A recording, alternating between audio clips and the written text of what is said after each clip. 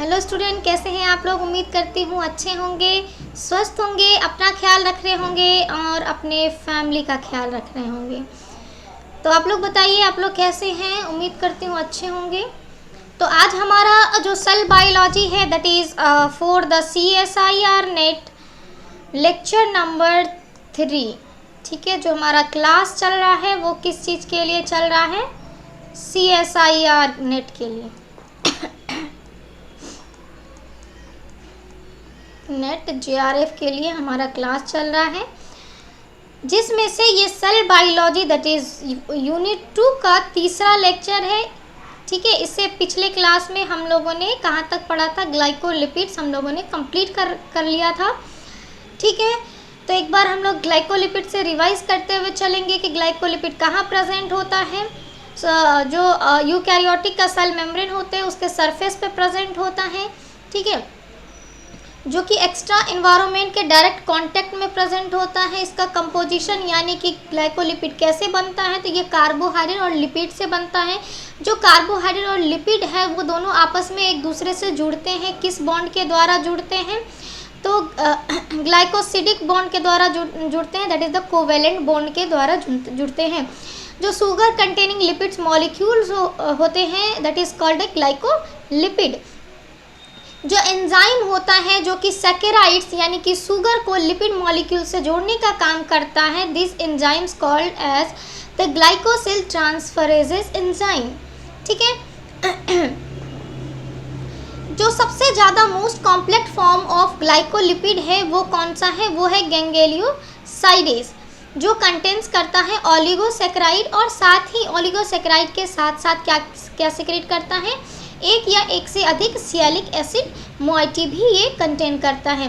जो कि ये सियालिक एसिड एक्चुअली में क्या काम करता है, क्या रोल प्ले करता है, तो they give the net negative charge on the gangliosides, यानी कि जो ये क्या करता है कि गैंग्लियोसाइडेज पे नेट नेगेटिव चार्ज जो है प्रोवाइड करता है।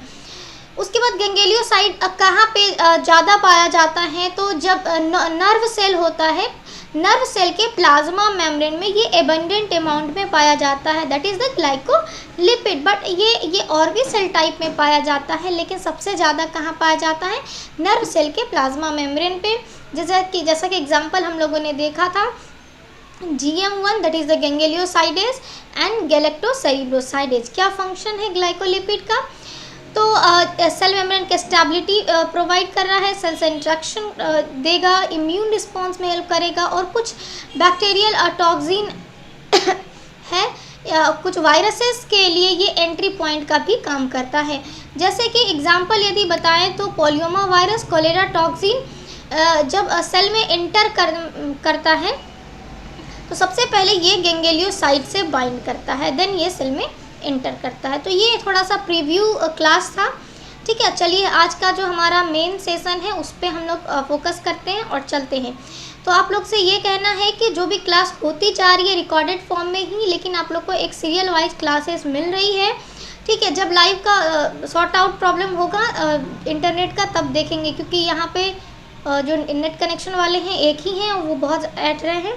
ठीक है, तो जबकि एडवांस भी कर दिया गया है और वो आके लगा नहीं रहे हैं अभी, तो इसीलिए जिस दिन सॉर्ट आउट होगा उस दिन से लाइव क्लास होगा। तो आप लोगों से ये रिक्वेस्ट है मेरी कि आप लोग जो भी लेक्चर अपलोड हो रहे हैं उसको आप लोग क्या कीजिएगा, पढ़ते जाइएगा, क्योंकि जैसे ही कुछ कंटेंट यानी कि जो जहाँ से क्वेश्चंस मतलब एराइज होते हैं CSIR नेट में, ठीक है, तो वो मैं ईयर वाइज क्वेश्चंस किस टॉपिक से क्या क्या पूछे गए हैं वो भी मैं अपलोड करती रहूँगी।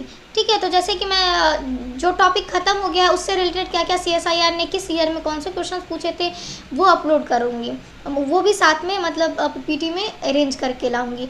तो ठीक है, तो आप लोग जो है देखते रहिएगा, अगर छोड़ दीजिएगा फिर जो है आप सही से प्रिपरेशन नहीं कर पाएंगे। तो चलिए हम लोग स्टार्ट करते हैं कि कहाँ पे हम लोग चल रहे थे। तो प्लाज्मा मेम्ब्रेन में हम लोगों ने लिपिड में फॉस्फोलिपिड वाला पार्ट करा था, ग्लाइकोलिपिड वाला पार्ट कवर कर लिया था। आज हम लोग स्टेरोल के बारे में पढ़ेंगे। ठीक है, चलिए। तो यहाँ पे आप एक डायग्राम जो है देख सकते हैं। ये डायग्राम आई थिंक पहले भी मैं समझा चुकी हूँ। This are the channel protein, this are the peripheral protein. These are the integral protein and these are the cholesterol and these are the glycolipids. These are the carbohydrates and these are the glycoprotein in which a sugar and protein molecules is added. ठीक है, these are the globular proteins and this spanning membrane is called alpha helix protein. ठीक है, तो sterol के बारे में चलिए जानते हैं कि स्टेरोल क्या होता है, राइट। तो स्टेरोल को स्टेरॉइड अल्कोहल के नाम से भी जानते हैं, जो कि स्टेरॉइड का ही एक सब ग्रुप है और ऑर्गेनिक मॉलिक्यूल्स का एक इम्पॉर्टेंट क्लास है। क्या है स्टेरोल? स्टेरॉइड अल्कोहल है जो कि सब ग्रुप से बिलोंग करता है, स्टेरॉइड सब ग्रुप से बिलोंग करता है। और ये जो स्टेरोल है ये ऑर्गेनिक मॉलिक्यूल्स का इम्पॉर्टेंट क्लास है, ठीक है। और जो स्टेरोल है वो क्या है? टाइप्स ऑफ लिपिड है, यानी एक प्रकार का क्या है, ये लिपिड है। कहाँ कहाँ ये प्रेजेंट होता है स्टेरोल? तो ये प्रेजेंट होगा प्लांट्स में, एनिमल्स में एंड फंजाई में। क्लियर? नाउ सबसे ज़्यादा फैमिलियर टाइप जो एनिमल स्टेरोल है वो क्या है? कोलेस्ट्रॉल। ठीक है, कोलेस्ट्रॉल के बारे में सुना होगा आप लोगों ने, डेली रूटीन में भी आप लोगों ने देखा होगा, मुंह से सुना होगा कोलेस्ट्रॉल लेवल बढ़ गया है, ये बढ़ गया है। ठीक है, तो जो most familiar type of animal sterol होता है, एनिमल में पाया जाने वाला स्टेरोल होता है, वो क्या होता है? कोलेस्ट्रॉल होता है, जो कि सेल मेम्ब्रेन के स्ट्रक्चर एंड फंक्शन में जो fat soluble vitamin and steroid hormone हैं उसके लिए जो है ये प्रीकर्सर मॉलिक्यूल्स का काम करता है। ये इसके कारण जो है सेल मेम्ब्रेन की फ्लूइडिटी जो है वो इफेक्ट हो सकता है। कैसे हो सकता है हम लोग वो भी देखेंगे। ठीक है, अब स्टेरोल की बात करते हैं कि कितने तरह का स्टेरोल होता है। तो स्टेरोल जो होता है वो 3 तरह का होता है। एक होता है जू स्टेरोल, जू का मतलब एनिमल, यानी वैसा स्टेरोल जो कि एनिमल में पाया जाता हो, उसको क्या बोलेंगे? जू स्टेरोल। फाइटोस्टेरोल यानी कि प्लांट में जो पाया जाएगा उसको क्या बोलेंगे? फाइटोस्टेरोल। जो अर्गोस्टेरोल यानी कि वैसा sterol which are present in the fungi के सेल मेम्ब्रेन पे। ठीक है, तो वैसा जो है स्टेरोल जो कि फंजाई के सेल मेम्ब्रेन पे पाया जाएगा, दैट इज अर्गोस्टेरोल। तो अब एनिमल में जो पाया जाने वाला स्टेरोल है यानी कि जू स्टेरोल है, तो उस जू स्टेरोल कौन सा है जो कि एनिमल में पाया जाता है? जैसा कि हमने अभी थोड़ी देर पहले एग्जांपल बताया कि most familiar type of animal sterol is cholesterol. ठीक है, तो जू स्टेरोल कौन है? कोलेस्ट्रॉल। ये सब जो पॉइंट आउट है सारे बहुत इंपॉर्टेंट है, मैं बार बार कहती हूँ, जिस भी दिन क्लास लेती हूँ अब ध्यान से पढ़िएगा, कुछ भी छोड़िएगा नहीं बिल्कुल भी। तो ये कोलेस्ट्रॉल, जू स्टेरोल जो है एनिमल में वो किस टाइप का जू स्टेरोल है? कौन सा? कोलेस्ट्रॉल। फाइटोस्टेरोल जो है वो प्लांट में पाया जाता है and which is the phytosterol? कौन कौन से हैं? तो कैम्पेस्टेरोल, साइटोस्टेरोल एंड स्टिग्मोस्टेरोल। ठीक है, तो ये कुछ फाइटोस्टेरोल है। कौन कौन से फाइटोस्टेरोल हैं आपको नाम याद रखने हैं? Campesterol, sitosterol and stigmasterol. Match the following में ऐसा क्वेश्चंस आते हैं। अब अर्गोस्टेरोल की बात करें तो अर्गोस्टेरोल क्या होता है कि ये फंजाई के सेल मेम्ब्रेन में पाया जाता है। बाकी जो है प्रोकैरियोट्स में जो है स्टेरोल एब्सेंट होते हैं, सिर्फ क्या प्रेजेंट होता है? फॉस्फोलिपिड प्रेजेंट होता है। तो ये स्टेरोल की कहानी थी। क्या था स्टेरोल की कहानी? कि स्टेरोल को ही जो है स्टेरॉइड अल्कोहल कहते हैं, जो कि एक स्टेरॉइड सब ग्रुप का है, और ये जो स्टेरोल है वो ऑर्गेनिक मॉलिक्यूल्स का एक इम्पॉर्टेंट क्लास है। ठीक है, तो और जो स्टेरोल है वो एक तरह का क्या है? लिपिड है, जो कि प्लांट्स, एनिमल और फंजाई इन सभी में प्रेजेंट होता है।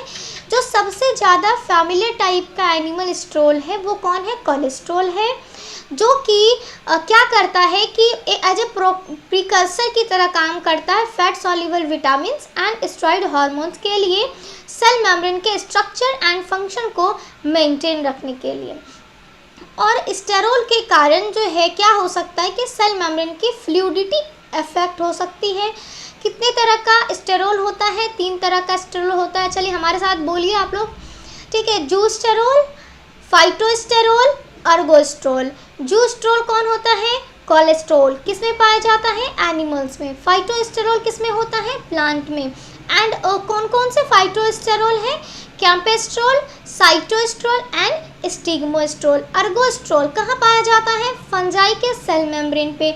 जो है स्टेरोल जो है प्रोकैरियोट्स में नहीं होते हैं, इसकी जगह पे क्या क्या होता है? सिर्फ क्या प्रेजेंट होते हैं? फॉस्फोलिपिड प्रेजेंट होते हैं। तो this are the all about the sterol. अब हम लोग जो है आगे चलते हैं। अब हम लोगों ने देखा कि कोलेस्ट्रॉल जो होता है वो मोस्ट फेमिलियर है स्टेरोल, ठीक है, जो कि एनिमल में पाया जाने वाला कोलेस्ट्रॉल है और वो मेम्ब्रेन की फ्लूइडिटी को अफेक्ट करता है। तो जानेंगे कि कैसे मेम्ब्रेन की फ्लूइडिटी को कोलेस्ट्रॉल अफेक्ट करता है। इट मीन्स के role of the cholesterol in the membrane fluidity, ठीक है। तो जो कोलेस्ट्रॉल मॉलिक्यूल्स है वो क्या है कि रैंडमली डिस्ट्रीब्यूट है फॉस्फोलिपिड बाइलेयर के। फॉस्फोलिपिड बाइलेयर तो समझ गए होंगे कि अब तो मुझे बार बार बताने की ज़रूरत नहीं है आप लोग को, है ना। This are the phospholipid bilayer, इस तरीके से है, देखिए ये रहा फॉस्फोलिपिड बाइलेयर। तो फॉस्फोलिपिड बाइलेयर के ऊपर में ऊपर में रेंडमली जो है स्कैटर्ड फॉर्म में, मतलब रेंडमली इधर उधर जो है कोलेस्ट्रॉल पाया जाता है, जो कि क्या करता है कि डिफरेंट इन्वायरमेंट कंडीशन में जो बाइलेयर है उसको उसकी फ्लूइडिटी को मेंटेन रखने का काम करता है, ठीक है।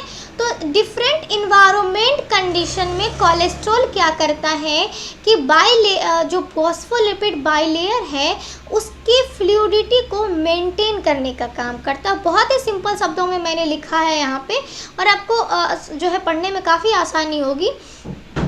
जो कोलेस्ट्रॉल है वो लिपिड बाइलेयर की प्रॉपर्टी को रेगुलेट करता है। कोलेस्ट्रॉल जो है वो फॉस्फोलिपिड को जो है एक साथ पकड़ के रखता है, ठीक है।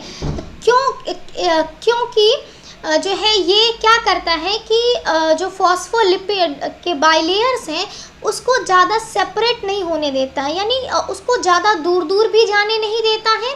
ताकि क्यों दूर दूर जाने नहीं देता है?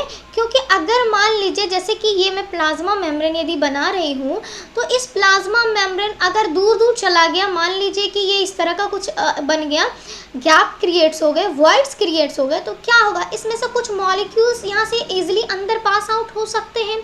तो सो कोलेस्ट्रॉल प्रिवेंट दिस, ठीक है। तो ये क्या करता है कि जो बाइलेयर्स है उसको बहुत ज़्यादा दूर मतलब सेपरेट नहीं करता है ताकि अनवांटेड सब्सटेंस जो है उसके अंदर ना आ जाए, ठीक है, पहली चीज़। दूसरी चीज़ क्या है कि जो कोलेस्ट्रॉल है वो जो है टाइटली रिस्ट्रिक्टेड मूवमेंट कराता है अक्रॉस द मेम्ब्रेन, ठीक है। चलिए कैसे कराता है तो वो भी हम लोग देखेंगे कि जो कोलेस्ट्रॉल है वो act as a bidirectional regulator of membrane fluidity. जो कोलेस्ट्रॉल है वो क्या करता है कि बाई डायरेक्शनल रेगुलेटर की तरह काम करता है मेम्ब्रेन फ्लूइडिटी में। क्यों करता है? क्योंकि जब हाई टेम्परेचर होगा तो वो क्या करेगा, जब हाई टेम्परेचर होगा तो कोलेस्ट्रॉल जो है जो मेम्ब्रेन है फॉस्फोलिपिड बाइलेयर मेम्ब्रेन उसको स्टेबलाइज करेगा, उसके मेल्टिंग पॉइंट को बढ़ा देगा, ठीक है। और लो टेम्परेचर पे क्या करेगा? इट इंटरकलेट्स बिटवीन द फॉस्फोलिपिड, मतलब क्या करेगा कि फॉस्फोलिपिड के बीच बीच में जो कोलेस्ट्रॉल है वो चला जाएगा और जाने के बाद क्या करेगा, मतलब सबको एक जगह क्लस्टर होने से जमा होने से उसको रोक देगा। तो अगर मान लीजिए जैसे कि ये चीज़ है और ये लो टेम्परेचर जो है का इन्वायरमेंट हुआ और ये बिल्कुल और भी ऐसे पास आ गए तो क्या होगा, ये और भी हार्ड हो जाएगा। क्योंकि जो प्लाज्मा मेम्ब्रेन फ्लूइडिटी नेचर का होता है तो ये बिल्कुल हार्ड हो जाएगा। तो हार्ड होने के बाद स्टिफनेस इसमें आ जाएगा। स्टिफनेस जब आएगा तो इसमें क्या होने के चांस है? ब्रेक होने के चांसेस हैं। So for the prevention of this stiffness, breaking and clustering together of the bilayers at the low temperature, the cholesterol intercalates between the phospholipids, ठीक है। ये बीच बीच में कोलेस्ट्रॉल है ना ऐसे करके घुस जाएगा, ठीक है, ताकि जो है ये काफ़ी ज़्यादा क्लोज ना आ सके, ठीक ठीक है, काफ़ी ज़्यादा क्लोज ना आ सके, जिससे क्या होगा, काफ़ी ज़्यादा क्लोज नहीं आएगा तो ये हार्ड नहीं होगा, और हार्ड नहीं होगा तो उसमें स्टिफनेस नहीं आएगा, और स्टिफनेस नहीं आएगा तो जो मेम्ब्रेन की फ्लूइडिटी है वो बरकरार रहेगी। तो गर्मी के दिनों में यानी कि हाई टेम्परेचर में क्या करेगा, तो हाई टेम्परेचर में ये जो मेम्ब्रेन है वो दूर दूर जाने की कोशिश करेगा, तो ये उसको सेपरेट नहीं होने देगा कोलेस्ट्रॉल। तो कोलेस्ट्रॉल का क्या फंक्शन हो गया, तो ये आप लोगों ने समझा, और हम शॉर्ट फॉर्म में भी चले देखने की कोशिश करेंगे। तो यदि कोलेस्ट्रॉल अब्सेंट हो मेम्ब्रेन में तब क्या हो, हमने अभी क्या बताया कि गर्मी के दिनों में यानी कि जब हम हाई टेम्परेचर हो तो उस समय प्लाज्मा में जो मेम्ब्रेन है वो दूर दूर जाने की कोशिश करेगा, लेकिन कोलेस्ट्रॉल प्रेजेंट है, दैट्स वाई वो कोलेस्ट्रॉल क्या करेगा, उसको दूर दूर जाने नहीं देगा। तो दूर दूर जाने नहीं दे रहा है, इसका मतलब कोलेस्ट्रॉल उसके मेम्ब्रेन को स्टेबलाइज करने का काम कर रहा है ना। और लेकिन जब लो टेम्परेचर है तो कोलेस्ट्रॉल क्या कर रहा है, कोलेस्ट्रॉल क्या करेगा कि उसको क्या करेगा, मतलब एक जगह जमा होने से रोकेगा, एक जगह जमा होने से रोकेगा। तो इसके रोकने के लिए क्या करेगा, तो कोलेस्ट्रॉल अपना बीच बीच में घुस जाएगा। तो ये हुआ कि व्हेन कोलेस्ट्रॉल इज प्रेजेंट, जब कोलेस्ट्रॉल प्रेजेंट है तब की कंडीशन की बात करी हमने। लेकिन अगर कोलेस्ट्रॉल प्रेजेंट नहीं हुआ तो क्या होगा, तो जब कोलेस्ट्रॉल प्रेजेंट नहीं होगा तो फॉस्फोलिपिड क्या करेगा, जो सेल में फॉस्फोलिपिड्स हैं वो क्या करेंगे, मतलब क्लोज होने लगेंगे। कब क्लोज होने लगेंगे, जब कोल्ड हो, यानी कि जब लो टेम्परेचर अगर हो तो बिना कोलेस्ट्रॉल के, ध्यान रखिएगा, जब कोलेस्ट्रॉल नहीं हो तब क्या करेगा, during the cold condition, it means कि एट लो टेम्परेचर ये आपस में क्लोज होने लगेगा, ठीक है, जो कि जिसमें क्या होगा, क्योंकि जो सेल है, जो प्लाज्मा मेम्ब्रेन है, उसके थ्रू जो स्मॉल मॉलिक्यूल्स हैं जैसे कि गैसेस हैं, O2 है, CO2 गैसेस हैं, वो पास होता है, ठीक है। तो अगर जो मॉलिक्यूल्स जो बाइलियर्स है वो आपस में काफ़ी कॉम्पैक्ट हो जाएंगे, काफ़ी ज़्यादा क्लोज हो जाएंगे, तो वहाँ से गैसेस जो स्मॉल मॉलिक्यूल्स पास हो रहे थे, जिसका पास होना अनिवार्य है, इम्पॉर्टेंट है, वो पास नहीं हो पाएगा। तो ठीक है, लेकिन जो है अगर गर्मी के दिन की बात करें, यानी कि गर्मी के दिन की बात नहीं, सॉरी, हाई टेम्परेचर अगर प्रोवाइड कराया जाए, तो हाई टेम्परेचर जब प्रोवाइड कराएगा तो क्या होगा कि जो मेम्ब्रेन है वो दूर दूर चला जाएगा, फॉस्फोलिपिड जो है वो दूर दूर चला जाएगा, ठीक है। फॉस्फोलिपिड क्या होगा, दूर दूर चला जाएगा। तो दूर दूर जाने का मतलब क्या होगा, सेपरेट हो रहा है एक दूसरे से, तो सेपरेट होने के कारण क्या होगा, एक गैप क्रिएट हो जाएगा। तो गैप की जगह ना आपको कहीं कहीं वर्ड्स टर्म जो है आपको लिखे हुए मिलेंगे, तो वर्ड्स क्रिएट हो जाते हैं, गैप क्रिएट हो जाता है, ठीक है। तो गैप क्रिएट होने से क्या होता है कि जो अनवांटेड सब्सटेंस है, ऐसे क्या होता है कि जो स्मॉल मॉलिक्यूल्स हैं और जो लाइपोफिलिक हैं वो ही पास हो सकते हैं, ठीक है। तो और अगर लार्ज गैप क्रिएट हो जाए तो जो अनवांटेड सब्सटेंस है जो पास नहीं होना चाहिए वो भी पास हो सकता है। तो कोलेस्ट्रॉल नहीं प्रेजेंट होने पे ये कंडीशन देखने को मिलता है। तो आप यहाँ पे देख सकते हैं कि अगर कर सकेंगे, यदि हॉट कंडीशन में देखें और कोल्ड में देखें, तो हॉट गर्म में क्या हो जाएगा कि ये जो मेम्ब्रेन है वो दूर दूर हो गया, सेपरेट होने लगा, ठीक है। तो क्या होगा, बहुत ज़्यादा फ्लेक्सिबिलिटी आ जाएगी कि नहीं आ जाएगी, बहुत ज़्यादा फ्लेक्सिबल हो जाएगा। तो जब बहुत ज़्यादा फ्लेक्सिबल हो जाएगा तो इसमें कोई शेप आपको देखने के लिए नहीं मिलेगा। लेकिन जब कोल्ड कंडीशन में हम लोग देखेंगे तो क्या होगा कि ये जो है बहुत ज़्यादा कॉम्पैक्ट हो जाएगा। इन द अब्सेंस ऑफ कोलेस्ट्रॉल की बात करी जा रही है, ये वाली चीज़ें, ठीक है। तो कोल्ड कंडीशन में क्या होगा, जो मेम्ब्रेन है, जो फॉस्फोलिपिड्स हैं वो एग्रीगेट हो जाएंगे, मतलब एक जगह पे, मतलब इस तरह से करिए कि जमा हो जाएंगे, इस तरह से बहुत ज़्यादा क्लोज हो जाएंगे। बहुत ज़्यादा क्लोज होने के कारण क्या होगा कि वो अपनी फ्लूइडिटी को लूज़ कर देगा, लॉस कर देगा। तो फ्लूइडिटी को लॉस करने के बाद क्या वो फ्लेक्सिबल रह पाएगा, नहीं रह पाएगा। तो they are not flexible in the absence of cholesterol during the cold condition, ठीक है। तो और ऐसा एक तो फ्लेक्सिबिलिटी नहीं रहेगा और काफ़ी पास पास आ चुका है, क्लोजर हो चुका है, तो क्या होगा, रिजिड होगा। तो रिजिड हो गया है यानी हार्ड हो गया है, तो ये ब्रेक कर सकता है इजिली। समझ रहा है?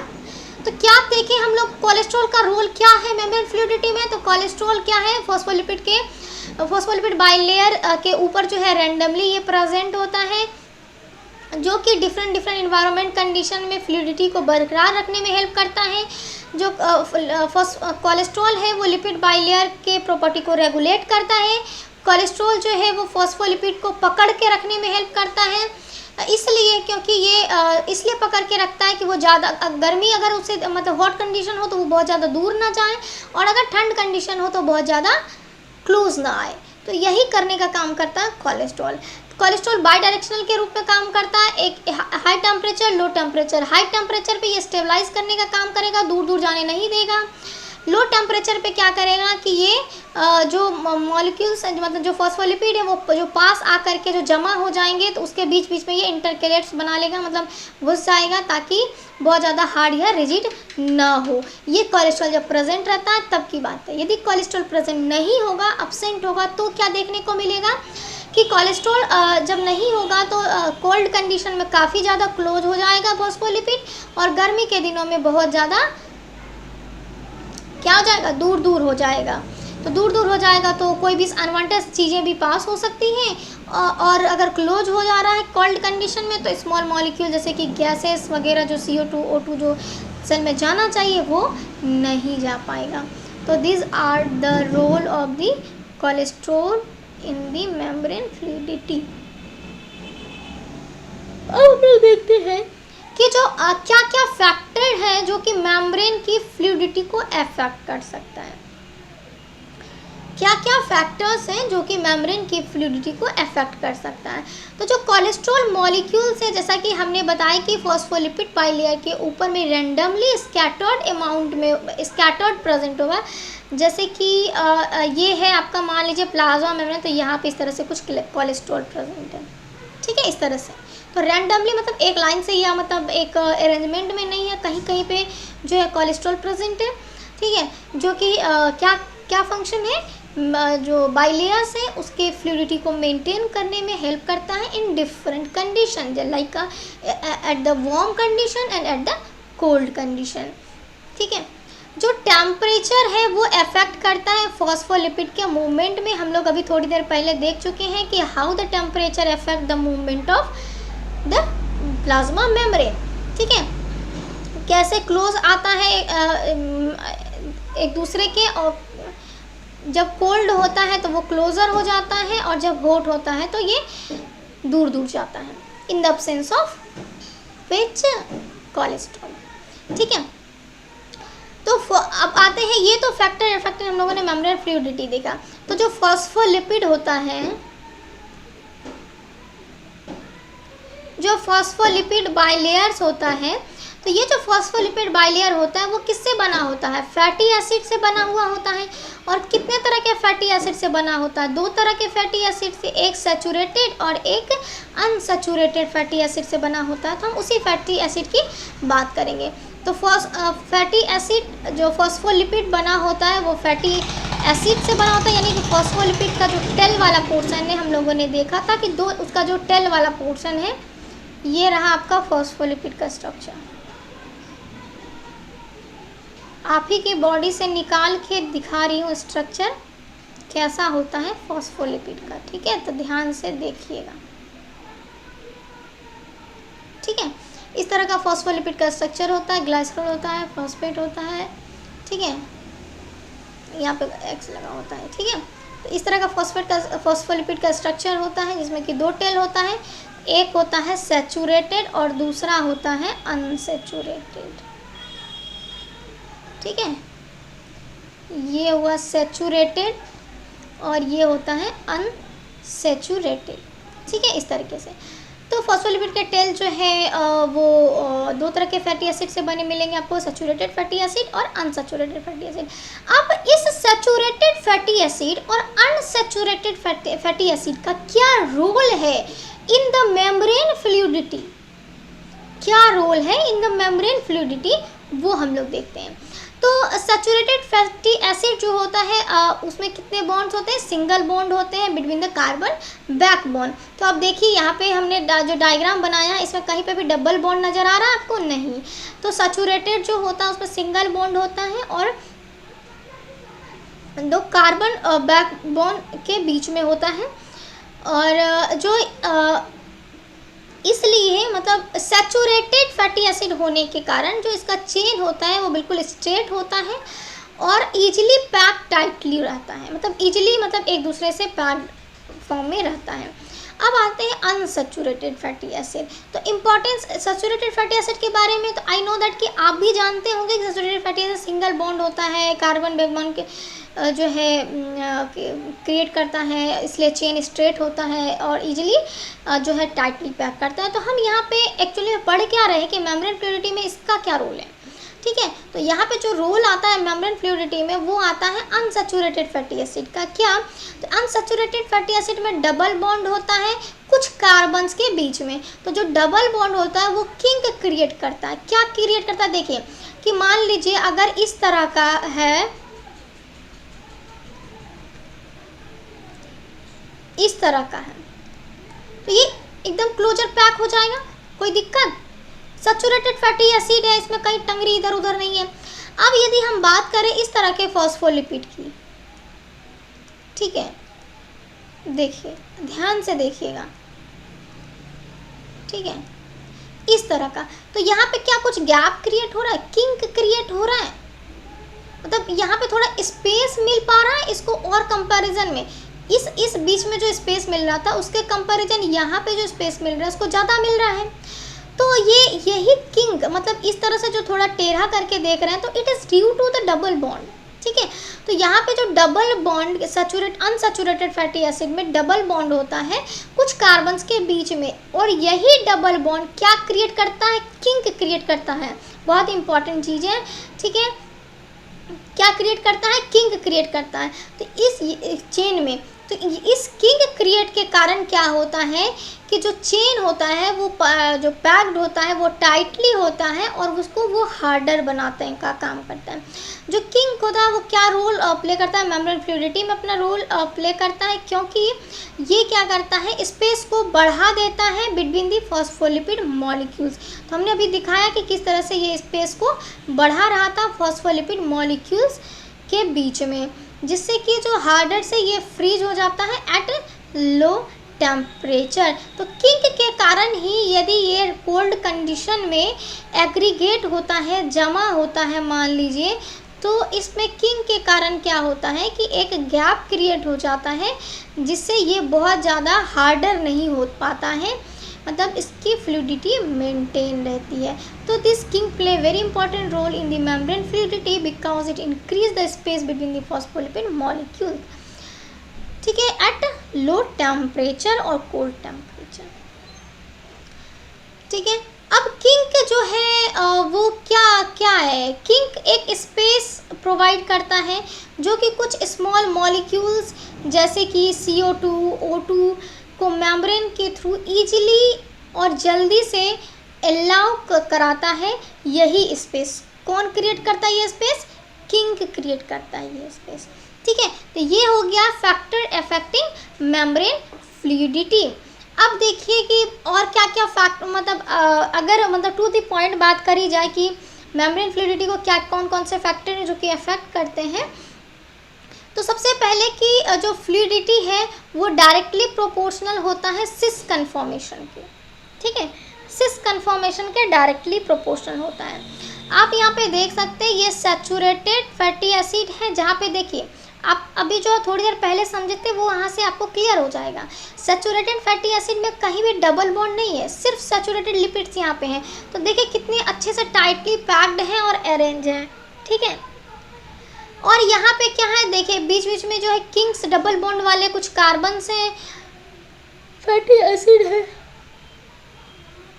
अनसैचुरेटेड फैटी एसिड भी है यहाँ पे, ये देखिए यहाँ पे देखिए। तो इसके कारण क्या हो रहा है कि यहाँ थोड़ा कुछ स्पेस ज़्यादा मिल रहा है। तो यहाँ पे सैचुरेटेड और अनसैचुरेटेड दोनों तरह के फैटी एसिड प्रेजेंट हैं। तो किंक क्रिएट होता है किसके कारण? डबल बॉन्ड के कारण। तो फ्लूइडिटी जो है वो सिस कन्फॉर्मेशन के डायरेक्टली प्रोपोर्शनल होता है। जो फ्लूइडिटी है वो अनसैचुरेटेड फैटी एसिड के डायरेक्टली प्रोपोर्शनल होता है, यानी कि जितना ज़्यादा सिस कन्फॉर्मेशन उतना अच्छा फ्लूइडिटी, यानी इस तरह का स्ट्रक्चर जो होगा उस जितना होगा अच्छा उस तरह का फ्लूइडिटी देखने को मिलेगा। जितना ज़्यादा अनसैचुरेटेड फैटी एसिड उतना अच्छी फ्लूइडिटी देखने को मिलेगा। ठीक है, फ्लूइडिटी ज़्यादा होगी तो कब होगा, जब टेम्परेचर ज़्यादा होगा तो फ्लूइडिटी भी ज़्यादा होगा। फ्लूइडिटी जो है इन्वर्सली प्रोपोर्शनल है 1 कार्बन चेन लेंथ के। तो कार्बन चेन लेंथ यदि लंबा होगा, बहुत ज़्यादा लंबा होगा तो फ्लूइडिटी कम होगा। यदि कार्बन चेन लेंथ जो है वो कम होगा तो फ्लूइडिटी ज़्यादा होगा। ठीक है, एक बार मैं इसको और रिपीट कर देती हूँ। यदि कार्बन चेन लेंथ जो है, यहाँ लिख देती हूँ,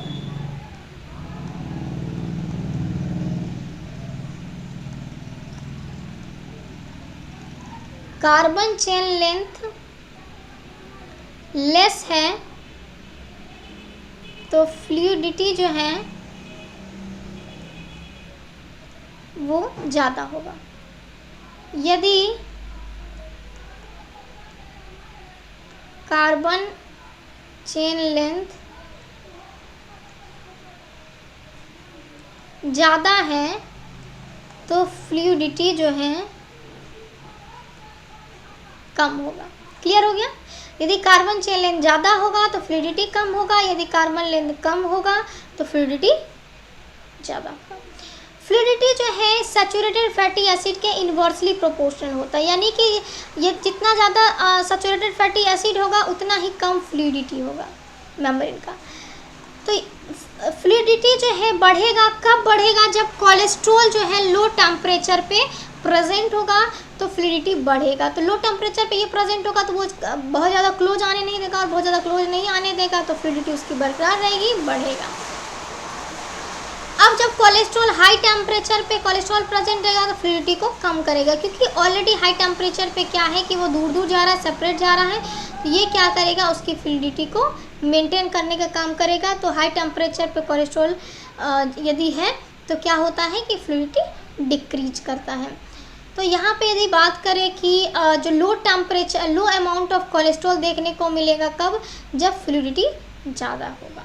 तो लो अमाउंट ऑफ कोलेस्ट्रॉल मिलेगा आपको, फ्लूइडिटी ज़्यादा होगा। हाई अमाउंट ऑफ कोलेस्ट्रॉल मिलेगा जब फ्लूइडिटी कम होगा। ठीक है, तो जब फ्लूइडिटी कम होगा तो क्या करेगा कोलेस्ट्रॉल, मतलब जब फ्लूइडिटी कम होगा तो कोलेस्ट्रॉल क्या करेगा कि वहाँ पे जो है अपने आप को वहाँ पे कुछ गैप्स में वो अपने आप को फिल इस तरह से करेगा ताकि कुछ स्पेस मिल सके और उसकी फ्लूइडिटी बढ़ा सके। और जब कोलेस्ट्रॉल का अमाउंट कम होगा तो फ्लूइडिटी बढ़ेगा। ठीक है, और हाई अमाउंट ऑफ कोलेस्ट्रॉल होगा तो फ्लूइडिटी कम होगा। ठीक है, तो अब कोल्ड टेम्परेचर पे देखें और वार्म टेम्परेचर पे देखें। तो कोल्ड टेम्परेचर पे जो देखने को मिलेगा क्या, अनसैचुरेटेड फैटी एसिड। ठीक है, क्यों, कोल्ड टेम्परेचर पे ज़्यादा क्लोज आएगा तो उसको जो है मतलब एक शेप पे मेंटेन रखने के लिए क्या चाहिए, अनसैचुरेटेड फैटी एसिड। क्यों चाहिए, क्योंकि किंग क्रिएट होगा, और किंग क्रिएट होगा तो स्पेस होगा ताकि फ्लूइडिटी बरकरार रहेगा। तो कोल्ड टेम्परेचर पे क्या चाहिए, अनसैचुरेटेड फैटी एसिड होना चाहिए, शॉर्ट चेन होना चाहिए, सिस कन्फॉर्मेशन होना चाहिए। ठीक है, जिस तरह का ये वाला कन्फॉर्मेशन है ये सिस कन्फॉर्मेशन है। लो वार्म टेम्परेचर पे क्या होना चाहिए, सैचुरेटेड फैटी एसिड होना चाहिए, क्योंकि गर्म है ऑलरेडी वो, मतलब जो है चीज़ें मतलब स्पेस क्रिएट है, तो सैचुरेटेड फैटी एसिड रहेगा तो वो उस गैप को कम करेगा। ठीक है, लॉन्ग चेन होगा और ट्रांस कन्फॉर्मेशन देखने को मिलेगा। तो this are the condition during the cold temperature and during the warm temperature. अब आते हैं लिपिड राफ्ट पे। तो लिपिड राफ्ट क्या होता है इसके बारे में जानते हैं। तो लिपिड राफ्ट क्या होता है कि मेम्ब्रेन का कुछ ऐसा पोर्शन जहाँ पे लिपिड ने जो है मिल करके एक ऐसा रखे कि कुछ इस तरह का स्ट्रक्चर बना लिया है, जो कि कुछ जो प्लाज्मा मेम्ब्रेन है वो टोटल इस तरह से बराबर आपको दिख रहा है, तो कुछ पोर्शन उसका उभार जैसा नज़र आएगा, that is the actually lipid raft. तो चलिए देखते हैं। तो लिपिड राफ्ट को लिपिड माइक्रोडोमेन भी कहते हैं, क्लस्टर ऑफ लिपिड भी कहते हैं, यानी बंच ऑफ लिपिड के फॉर्म में प्रेजेंट होगा। जो कोलेस्ट्रॉल रिच रीजन होता है वो उसके लिपिड राफ्ट कहते हैं। तो लिपिड राफ्ट क्या क्या कह सकते हैं, मतलब लिपिड राफ्ट को और भी क्या क्या कहते हैं। लिपिड राफ्ट को लिपिड माइक्रोडोमेन कहते हैं, क्लस्टर ऑफ लिपिड कहते हैं एंड कोलेस्ट्रॉल रिच रीजन कहते हैं। प्लाज्मा मेम्ब्रेन का जो कुछ रीजन होता है वो इनरिच्ड होता है, यानी वहाँ पे जो प्रेजेंट होता है वो स्फिंगोलिपिड होता है या ग्लाइकोलिपिड होता है और कोलेस्ट्रॉल प्रेजेंट होता है। दोनों जो है यानी कि स्फिंगोलिपिड, ग्लाइकोलिपिड या कोलेस्ट्रॉल जो है दोनों बाइंड करता है ज़्यादा इफिशिएंटली प्लाज्मा मेम्ब्रेन से इन कंपैरिजन ऑफ लिपिड। तो नॉर्मल लिपिड के कंपैरिजन जो कोलेस्ट्रॉल होता है या ग्लाइकोलिपिड या स्फिंगोलिपिड होता है वो ज़्यादा अच्छे तरीके से बाइंड करता है। ठीक है, अब जो लिपिड राफ्ट डोमेन का जो मॉडल है वो क्या है कि ये कॉमन होता है, सेल मेम्ब्रेन में लिपिड राफ्ट प्रेजेंट होता है। ठीक है, ये और भी दूसरे सेल के दूसरे पार्ट में इसको रिपोर्ट किया गया है, मतलब पाया गया है कि ये दूसरे सेल के और भी हिस्से में जो है लिपिड राफ्ट देखने के लिए मिलता है। बट जनरली कहाँ पे कॉमन है, तो जनरली लिपिड राफ्ट जो है सेल मेम्ब्रेन में कॉमन है, देखने के लिए मिलता है। और जिसमें रिपोर्ट किया गया, रिपोर्टेड हुआ है कि किस पार्ट में और भी लिपिड राफ्ट देखने को मिलता है, तो किस में, गोल्जी एपेरेटस में एंड लाइसोसोम में, गोल्जी एपेरेटस में और लाइसोसोम में। तो ज़्यादातर जो लिपिड राफ्ट कॉमनली देखने को मिलता है वो सेल मेम्ब्रेन में ही देखने को मिलता है। बट कुछ रिसेंटली ये रिपोर्टेड हुआ है कि ये कुछ और भी सेल के पार्ट में रहता है, जैसे कि Golgi apparatus and lysosome. Clear है। अब यदि बॉन्ड की बात करें, इंट्रैक्शन की बात करें राफ्ट डोमेन, एक मिनट, यदि राफ्ट डोमेन के इंट्रैक्शन की बात करें, किस तरह का इसमें इंट्रैक्शन देखने को मिलेगा, तो प्रोटीन प्रोटीन इंट्रैक्शन वीक होगा, then protein lipid interaction and then lipid lipid interaction. तो आपको ये इंट्रैक्शंस भी याद रखने हैं कि weak protein protein interaction, then protein lipid interaction and then lipid lipid interaction. जो लिपिड राफ्ट डोमेन होता है उसमें क्या क्या चीज़ें आपको पाई जाएंगी, कोलेस्ट्रॉल पाया जाएगा, स्फिंगोलिपिड पाया जाएगा, ठीक है, देन ग्लाइकोलिपिड पाया जाएगा, ग्लाइकोसिल फॉस्फोटाइडल इनोसिटोल पाया जाएगा, जीपीआई, एंकर प्रोटीन पाया जाएगा एंड कुछ ट्रांसमेम्ब्रेन प्रोटीन भी पाया जाएगा। तो लिपिड राफ्ट डोमेन में क्या क्या चीज़ें पाई जाएंगी, कोलेस्ट्रॉल पाया जाएगा, स्फिंगोलिपिड पाया जाएगा, ग्लाइकोलिपिड पाया जाएगा, ग्लाइकोसिल फॉस्फोटाइडल इनोसिटोल अर्थात जीपीआई, एंकर प्रोटीन पाया जाएगा और कुछ ट्रांसमेम्ब्रेन प्रोटीन भी पाए जाएंगे। ठीक है, तो इन कंपोजिशन के कारण क्या होता है, इतने सारे कंपोजिशन प्रेजेंट होंगे तो ऑब्वियस सी बात है ना, मोटा हो जाएगा सेल मेम्ब्रेन। तो उसी तरह का चीज़ें यहाँ पे होता है और वही मोटा हो जाना यहाँ पे लिपिड राफ्ट कहलाता है। ठीक है, तो इन सभी चीज़ों का कंपोजिशन के कारण जो लिपिड डोमेन होता है उसकी जो थिकनेस होता है उसके मेम्ब्रेन की वो बढ़ जाता है, जिसके कारण क्या होता है, जो कोलेस्ट्रॉल एक जो प्लेनर मॉलिक्यूल्स हैं तो वो क्या करता है, वॉइड्स यानी कि गैप को फिल करता है, that form underneath the large head group of the sphingolipid.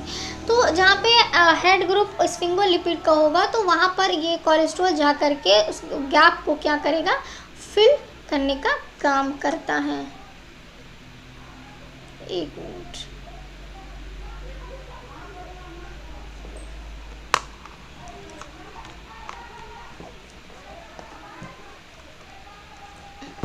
ठीक है। अब देखते हैं कि जो फंक्शन होता है लिपिड राफ्ट का क्या फंक्शन है, ये देखने की कोशिश करते हैं। ठीक है, तो क्या क्या फंक्शन होता है लिपिड राफ्ट का? सबसे पहले तो ये क्या करेगा कि जो सिग्नलिंग मॉलिक्यूल्स हैं उसको मतलब एक असेंबल करता है, एक जगह कलेक्ट करता है। उसके बाद वो प्रोटीन जो रिसेप्टर प्रोटीन है उसके साथ क्लोजर इंटरेक्शन करता है और उसके बाद उसका इफेक्ट शो करता है, ठीक है।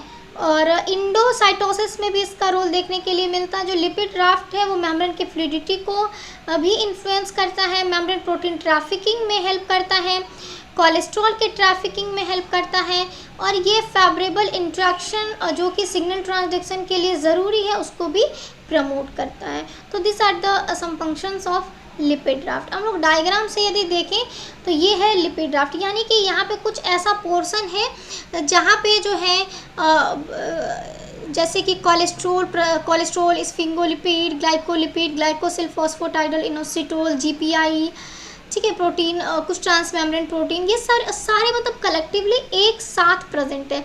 जैसे कि मैं अगर यहाँ पे नॉर्मली डायग्राम से आपको दिखाऊँ, ये मान लीजिए सेल मेम्ब्रेन है, तो यहाँ पे जो है इस तरह से कुछ जो ट्रांस मेम्ब्रेन प्रोटीन है एक जगह पे कलेक्ट होके, यहाँ पे कोलेस्ट्रॉल है, यहाँ पे मान लीजिए जीपीआई है, ठीक है, GPI for glycosyl phosphatidyl inositol anchor protein है, ठीक है। तो इस तरीके से यहाँ कुछ ग्लाइकोलिपिड्स प्रेजेंट हैं, कुछ कोलेस्ट्रॉल प्रेजेंट हैं। तो इस तरीके से यहाँ पे वाले जो हो गया और के कंपैरिजन, इधर के कंपैरिजन या इधर के कंपैरिजन थोड़ा सा मोटा हो गया, यहाँ पे हुआ कि नहीं, ये वाला पोर्शन कहलाता है लिपिड राफ्ट। अब यहाँ पे बुक के डायग्राम में यदि आप देखना चाहें तो ये वाला पोर्शन कहलाता है लिपिड राफ्ट, ठीक है।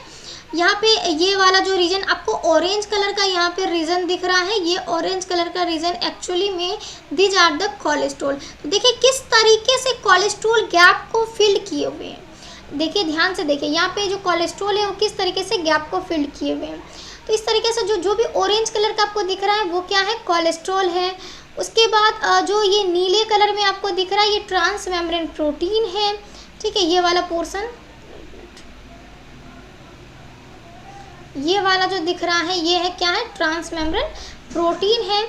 और जो ऊपर में आपको इस तरह का तरीके से स्ट्रक्चर दिख रहा है यहाँ पे, ठीक है, ये वाला जो स्ट्रक्चर दिख रहा है वो क्या है, ग्लाइकोस्फिंगोलिपिड है।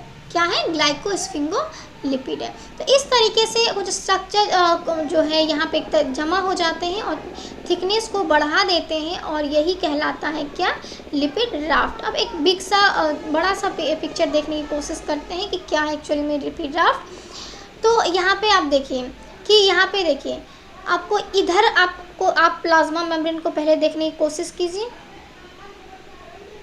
यहाँ पे प्लाज्मा मेम्ब्रेन को आप देखने की कोशिश कीजिए और इधर देखने की कोशिश कीजिए। यहाँ पे थिकनेस ज़्यादा नहीं है, बट यदि इस वाले रीजन का आप थिकनेस देखें तो देखिए कहाँ तक है, ये देखिए नॉर्मल के कंपैरिजन में कहाँ तक है, ये देखिए यहाँ तक है। तो क्यों है, यहाँ पे देखिए कुछ ग्लाइकोलिपिड्स प्रेजेंट है, लैक्टिन्स प्रेजेंट है, कार्बोहाइड्रेट्स प्रेजेंट है, ठीक है। उसके बाद देखिए जीपीआई प्रोटीन प्रेजेंट है। उसके बाद जो है कुछ ये ट्रांस मेम्ब्रेन प्रोटीन प्रेजेंट है, हेलिकल स्ट्रक्चर देख रहे हैं, protein with longer trans membrane domain ये प्रेजेंट है। ये बीच में देखिए ये वाला पोर्शन आप देख रहे हैं, यहाँ पे भी ऑरेंज कलर का गैप में फिल किया हुआ है। ये वाला एक्चुअली क्या है, कोलेस्ट्रॉल है। तो कुछ रीजन में इस तरीके से cholesterol, glycolipids, GPI anchor protein, lectins, trans membrane protein जो के प्रेजेंट रहने के कारण ये वाला स्ट्रक्चर और वाले स्ट्रक्चर के कंपैरिजन, मतलब बगल साइड वाले स्ट्रक्चर के कंपैरिजन इसका थिकनेस मोटा हो जाता है और यही कहलाता है क्या, लिपिड राफ्ट। क्लियर है। अब मैं इसको रब कर देती हूँ कि बाद में आप लोग को दिक्कत ना हो नोट्स बनाते वक्त, ठीक है। आप लोग को अगर कहीं कोई दिक्कत है, डाउट होता है तो आप बेहिचक पूछ सकते हैं, संडे को पूछ सकते हैं। एज यूजुअल नॉर्मल डे में भी आप टेलीग्राम चैनल पे जो है ज्वाइन हो जाइए, ठीक है। टेलीग्राम चैनल का नाम है विद्या इंस्टीट्यूट, ठीक है, विद्या इंस्टीट्यूट। और इसमें जो है जो इन्फॉर्मेशन मैं देती हूँ वो इन्फॉर्मेशन जाता है, बाकी जो मतलब जिसमें आप डाउट डिस्कशन कर सकते हैं, आप अपना डाउट भेज सकते हैं, वो विद्या इंस्टीट्यूट फैमिली करके हैं। ठीक है, विद्या इंस्टीट्यूट फैमिली करके है। तो चलिए आज के लिए इतना ही रखते हैं, इसको ज्वाइन कर लीजिएगा। कोई भी डाउट्स होता है आप उससे पूछ सकते हैं, और अगर आपको कांटेक्ट करने का हो तो आप हमें संडे को कांटेक्ट कर सकते हैं एट दिस नंबर।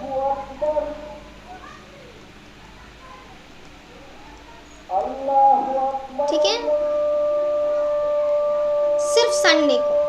ठीक है, तो आपको कोई भी डाउट हो तो संडे को क्वेरी कर सकते हैं, और आपको अगर किसी क्वेश्चन से रिलेटेड या कुछ भी जो भी मैं पढ़ा रही हूँ वहाँ को समझ नहीं आ रहा हो, या कोई चीज़ें हो सकता है मुझे सुधार करने की ज़रूरत हो, तो आप अपना जो है डाउट्स टेलीग्राम चैनल पे आप पोस्ट कर सकते हैं, वहाँ मैं देखूँगी, फिर आपको उस अकॉर्डिंग जो है आंसर्स मिल जाएंगे।